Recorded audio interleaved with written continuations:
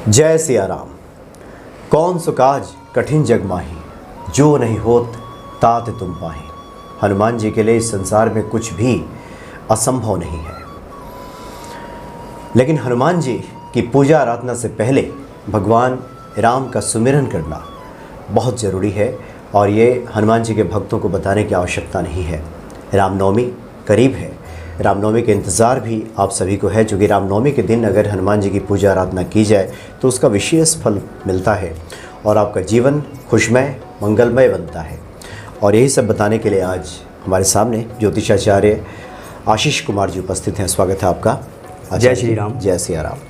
आचार्य जी ने अपने पिछले कार्यक्रम में नवरात्रि के कुछ विशेष उपायों की चर्चा की थी, और उन विशेष उपायों से काफ़ी लोगों का भला भी हुआ, काम भी बना। कुछ लोगों ने पर्सनल कमेंट भी किया है, मैसेज भी किया है, और इसीलिए हमने आचार्य जी से आग्रह किया कि क्यों ना रामनवमी के ऊपर कुछ ऐसी बातें की जाए जिससे कि लोगों का भला हो सके। क्योंकि रामनवमी बड़ा ही शुभ दिन है, भगवान राम का जन्म हुआ और उस दिन हनुमान जी की पूजा आराधना की जाए, इसमें कोई दो राय हो ही नहीं सकता कि हनुमान जी कृपा न करें और प्रसन्न ना हो जाए। आचार्य जी क्या बताने जा रहे हैं आज इस शुभ मौके को लेकर, और ये भी बता दीजिएगा कि रामनवमी कब है और इसका शुभ मुहूर्त कब से शुरू हो रहा है। जी बिल्कुल। सबसे पहले सभी दर्शकों को जय श्री राम। देखिए, हमने जो नवरात्रि का कार्यक्रम किया था उसमें हमने बताया था कि शुक्ल पक्ष प्रतिपदा तिथि से हमारे नव वर्ष की शुरुआत होती है, और उसी दिन से जो हमारे दिन, पर्व, त्योहार और जी ये सब हैं हमारे, ये हमारे शुरुआत हुई थी इनकी, जो भी हम पर्व मंगल कार्यों की शुरुआत विक्रम संवत दिन की, जी। पर्व की, त्योहार की, उत्सव की शुरुआत हुई थी। अब रामनवमी आने वाली है, और रामनवमी पर क्योंकि हनुमान जी को उनके सच्चे भक्त और सेवक के रूप में देखा गया है, तो विशेष प्रकार की व्यक्ति के जीवन में प्रॉब्लम होती है, समस्याएं होती है, और यदि इस दिन से वो अपने संकल्प लेकर के और अपने हनुमान जी के पूजन की, प्रभु श्री राम के पूजन की यदि वो शुरुआत करते हैं तो उनकी जो समस्याएं हैं उनसे उनको मुक्ति मिल जाती है। और यदि विशेष इस दिन से संकल्प लेकर के हनुमान चालीसा, बजरंग बाण और सुंदरकांड का पाठ किया जाए तो उसका विशेष महत्व बताया गया है। अच्छा आचार्य जी, आपके कहने का तात्पर्य है कि बहुत सारे भक्त जो कहते हैं कि अभी तक हमें फलाफल की प्राप्ति नहीं हुई है, तो उस दिन से एक नई शुरुआत कर सकते हैं, नई संकल्पित होकर के एक नई शुरुआत कर सकते हैं। और अगर वो बल, विद्या, बुद्धि चाहते हैं तो हनुमान चालीसा की शुरुआत करें। यदि वो शत्रुओं पे विजय प्राप्त करना चाहते हैं या कोई अपना कार्य सिद्ध कराना चाहते हैं, किसी प्रॉब्लम में फंसे हुए हैं, उससे बाहर निकलना चाहते हैं, तो संकल्पित होकर के बजरंग बाण के पाठ की शुरुआत करें उस दिन से। और यदि उनकी कोई मनोकामना है या घर के अंदर कलह कलेश रहता है, कोई नेगेटिव एनर्जी है, या घर में शादी, विवाह, संतान या किसी और रूप में उनको कोई प्रॉब्लम आ रही है, तो सुंदरकांड का पाठ करें। लेकिन इस दिन से अगर वो उसकी शुरुआत करते हैं तो उसके जो फलों में कई गुना वृद्धि हो जाती है। यानी शुरुआत का तात्पर्य है कि जो भक्त पहले से करते आ रहे हैं वो भी अगर इस दिन एक नई शुरुआत का मतलब कि नए अनुष्ठान की शुरुआत करें, संकल्पित होकर के, और इस दिन से यदि वो शुरू करते हैं तो उनके फलों में कई गुना वृद्धि हो जाती है। जी। दूसरा, जिन लोगों के वैवाहिक जीवन में, अच्छा आचार्य जी, थोड़ा सा इसमें और स्पष्ट करते हैं जी। जैसे बहुत सारे भक्तों का ये सवाल भी रहता है, जिज्ञासा रहती है कि काम नहीं बन रहा, तो क्या वो उस दिन से, रामनवमी के दिन से ही संकल्पित हो जाएं? या संकल्पित होने का तात्पर्य है कि हाथ में जल लें, फूल लें और हनुमान जी को समर्पित करें और कहें कि हनुमान जी, मैं आज से आपके हनुमान चालीसा का पाठ शुरू कर रहा हूँ, या इतने पाठ करूँगा, इतने दिनों तक इतने पाठ करूँगा, सुंदरकांड करूँगा, और उसके बाद फिर उस दिन से शुरुआत कर दे वो। जी।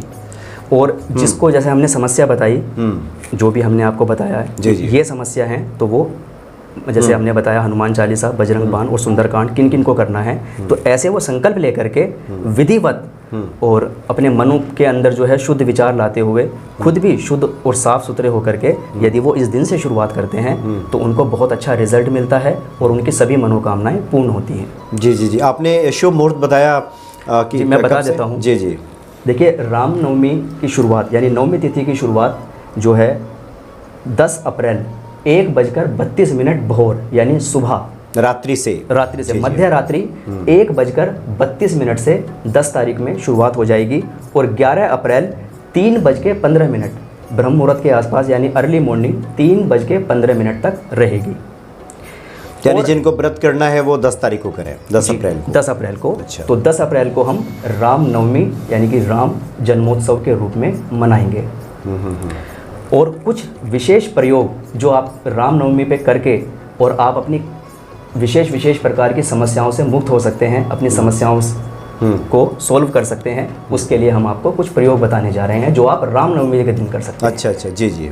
पहला प्रयोग, जिन व्यक्तियों के जीवन में वैवाहिक जीवन को लेकर के कोई समस्या है, अच्छा, उनका वैवाहिक जीवन कुछ ठीक नहीं चल रहा, छोटी छोटी बातों पे कलह कलेश हाँ, लड़ाई झगड़े होते हैं, खींचतान रहती है, जी जी, और वो चाहते हैं कि वो प्रेम से रहें, क्योंकि अगर वो ठीक ठाक रहेंगे, घर में कलह कलेश का माहौल नहीं होगा, तो उनके घर में सुख संपत्ति धन धान्य की वृद्धि होगी और मानसिक तनाव से भी काफ़ी हद तक दूर रहेंगे। जी। और ऐसे लोग मैंने जीवन में देखा है जिनके जो घर में कलह कलेश नहीं होते और जीवन में सुख शांति होती है, उनके जीवन में सफलताएं उनको मिलती चली जाती हैं और वो लोग हमेशा धनवान ही रहते हैं, क्योंकि माँ लक्ष्मी का आशीर्वाद उनको मिलता है। जहाँ सुमति तहाँ संपत्ति नाना और जहाँ कुमति तहाँ विपत्ति निंदा। जी। तो वो लोग नवमी वाले दिन रात में, जैसे हमने बताया 1:32 से नवमी की शुरुआत हो जाएगी, नवमी तिथि की शुरुआत प्रारंभ हो जाएगा। उसके बाद में वो खीर बनाएं, मतलब खीर तो वो पहले भी बना सकते हैं, लेकिन 1:32 के बाद में नवमी तिथि जब आरंभ हो जाए तो उस खीर को लगभग कम से कम 1 घंटे के लिए, नहीं तो उससे ज़्यादा भी रख सकते हैं, 2 घंटे रख सकते हैं, 3 घंटे रख सकते हैं, लेकिन कम से कम 1 घंटा उसको चंद्रमा की रोशनी में रखें। अच्छा। और उसको दोनों पति पत्नी एक साथ बैठ कर के खाएं। तो यदि वो ऐसा करते हैं तो जो उनके वैवाहिक जीवन में जो भी समस्याएं आ रही हैं या जो छोटी छोटी प्रॉब्लम आ जाती है, क्योंकि चलना साथ में ही है, लेकिन जो छोटी छोटी बातों की वजह से छोटे छोटे मन मुटाव हो जाते हैं, परेशानियां आ जाती हैं, मन के अंदर नेगेटिविटी आ जाती है, यदि वो इस उपाय को करते हैं तो वो उनकी दूर हो जाएगी। बड़ा मतलब बढ़िया उपाय है, सुगम उपाय भी है कि पति या पत्नी में से कोई भी ये काम करे। दोनों मिलके तो नहीं करेंगे, अगर मिलके ही करना होता तो फिर झगड़ा क्यों करते।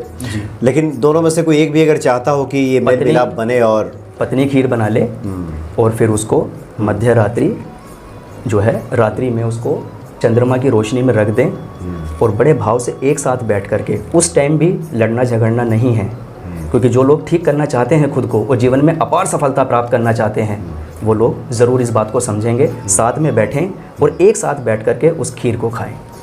और यदि रामनवमी के दिन वो इस विशेष प्रयोग को अपने जीवन में अपनाते हैं तो वो खुद देखेंगे कि उनके जीवन में जो छोटी छोटी बातों को, जो बातें खिंचती चली जाती थी, वो ठीक हो जाएंगी और जो वैवाहिक जीवन में उनके लगातार समस्या चल रही हैं वो ठीक हो जाएंगी। दूसरा उपाय जी, ये बड़ा प्रश्न होता है लोगों का और ये विशेष दिन भी है इस प्रयोग को करने का, इसलिए ये प्रयोग मैं आपको बताने जा रहा हूँ।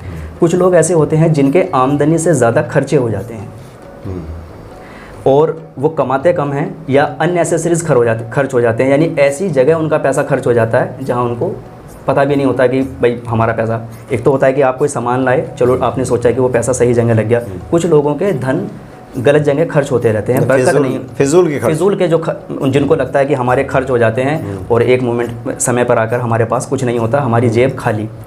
ऐसे लोग, गोमती चक्र आता है, एक रत्न आता है, बड़ा ही सस्ता रत्न होता है गोमती चक्र, एक गोमती चक्र और एक नारियल पर सिंदूर लगा करके हनुमान जी के चरणों में अर्पित करें और उनसे अपनी मनोकामना मांगे।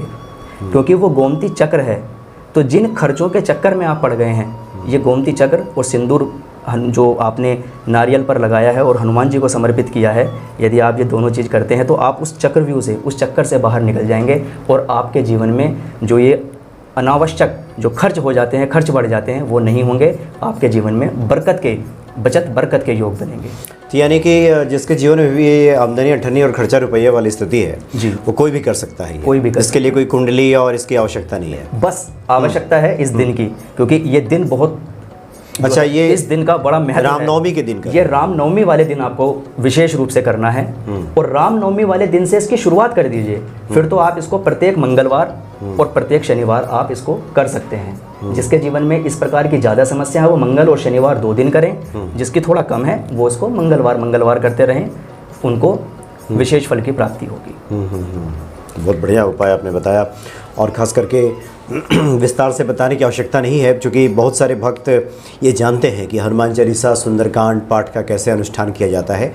तो अनुष्ठान आप रामनवमी से शुरू करें जी। तो इसका विशेष फलाफल की प्राप्ति होगी जी। और दूसरा आपने बताया कि अगर गृह क्लेश है, पति पत्नी में मनमुटाव है, स्थिति ठीक नहीं है, तो वही रामनवमी के दिन यानी कि जो शुरुआत हो रही है 1:32 से ये 10 तारीख को मध्य रात्रि, तो उस खीर को आप छत पे रखिए, उसमें चंद्र की रोशनी में आए, उसके ऊपर कोई ऐसा दुपट्टा या कोई छन्नीदार कपड़ा आप लगा दीजिए ताकि कोई कीड़े मकोड़े वगैरह नहीं जाए और उसमें रोशनी जाती रहे, उसमें रोशनी जाए, चंद्रमा का पूरा प्रभाव उसके अंदर आ जाए। और चूंकि चंद्रमा धन के भी कारक हैं, अच्छा, और चंद्रमा मन के भी कारक हैं। यदि पति पत्नी दोनों उसको एक साथ खाते हैं, देखिए व्यक्ति क्या चाहता है कि वो मन से स्वस्थ रहे और उसके जीवन में धन आए।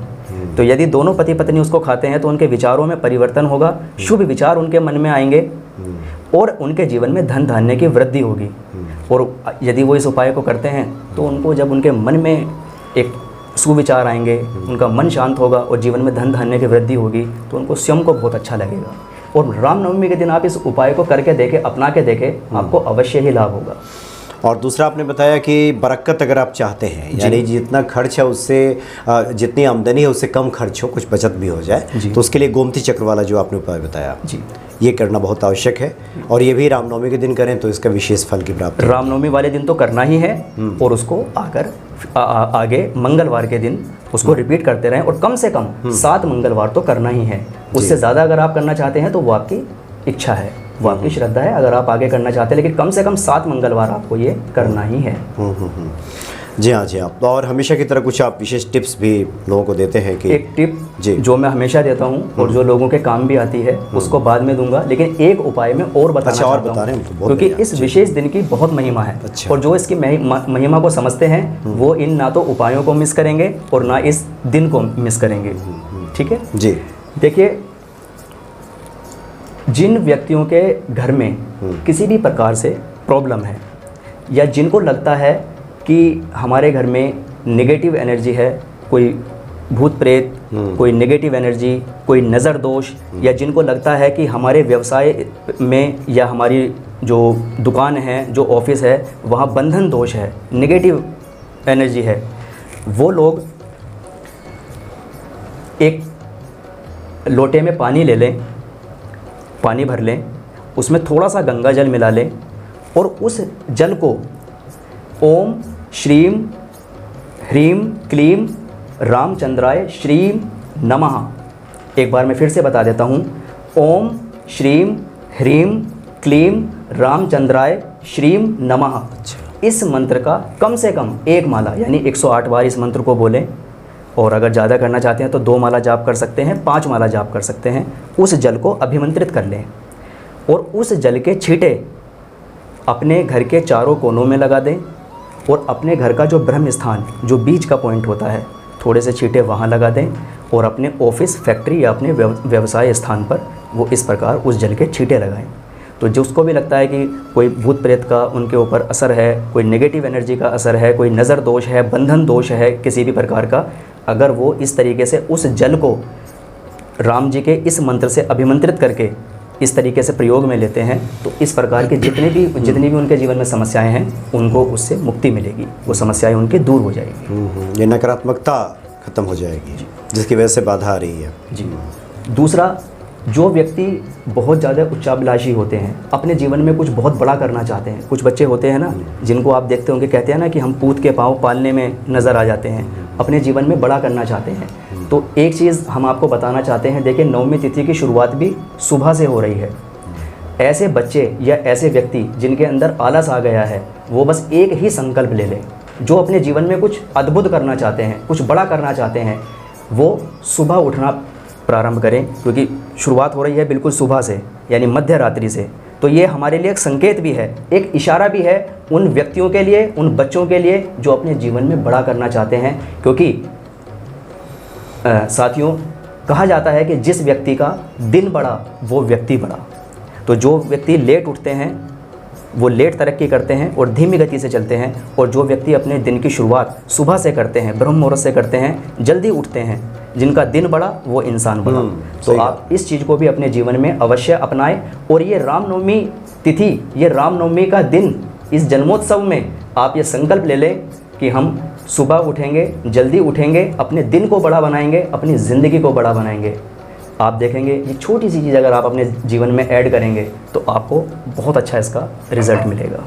जी हाँ, जी बिल्कुल। और ब्रह्म मुहूर्त की अपनी महिमा है। उस समय जगने के बाद ये तो ब्रह्म बेला कहते भी हैं ये। दोस्तों निश्चित तौर पे आपने बिल्कुल सही कहा।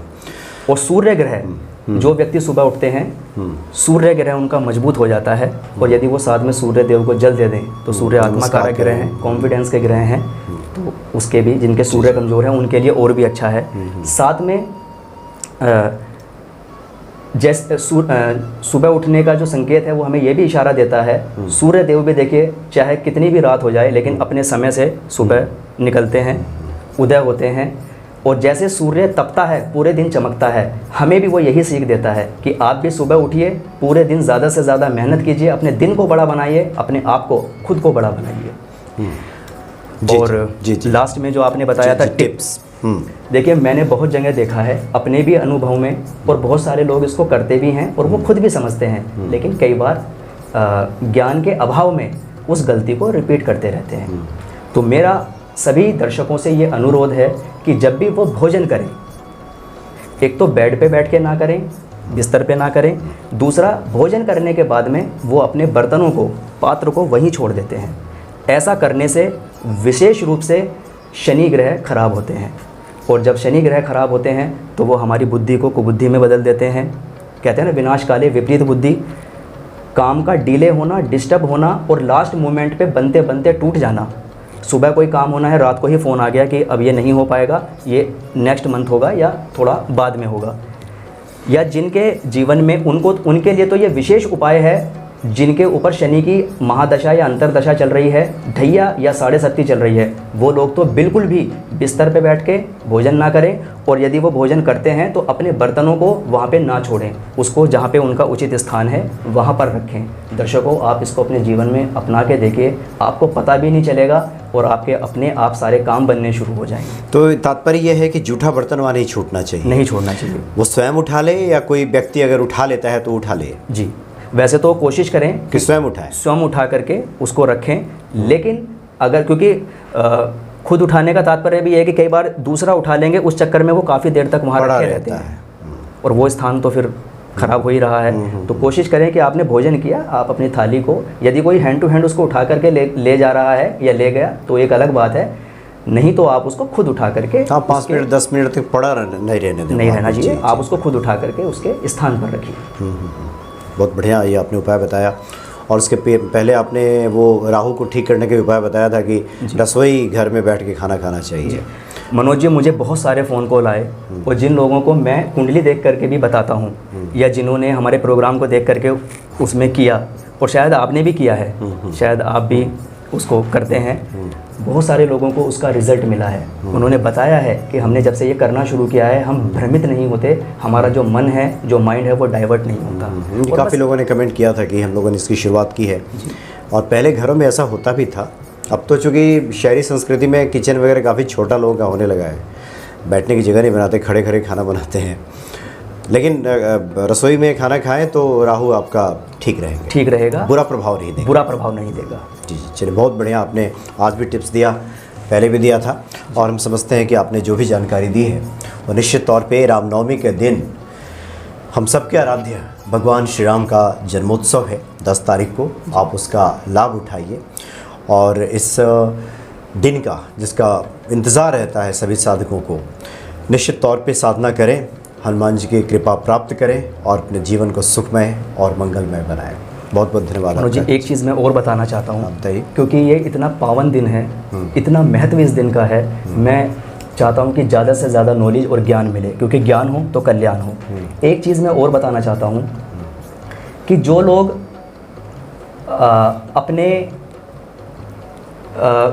मैं चाहता हूँ कि अपने जीवन का ये उद्देश्य बनाएं कि वो अपनी कमाई का कुछ हिस्सा दान करें, या चाहे वो 1% ही दान हो, अपनी कमाई का 1% ही दान करें। यदि वो इस चीज़ को अपने जीवन में अपनाते हैं उनको भी बहुत अच्छा रिजल्ट मिलता है, क्योंकि जो हम दान करते हैं वो वापस हम ही को डबल हो करके या 10 गुना हो करके हम ही को मिलता है। ख़ासकर आप इसको अपना के देखें, आपको बहुत अच्छा रिजल्ट मिलेगा। आप एक बार करके तो देखिए। दूसरी चीज़, रामनवमी के दिन आप दान अवश्य करें। इस दिन दान करने का भी बहुत महत्व होता है। आप अन्न का, धन का, वस्त्रों का दान कर सकते हैं।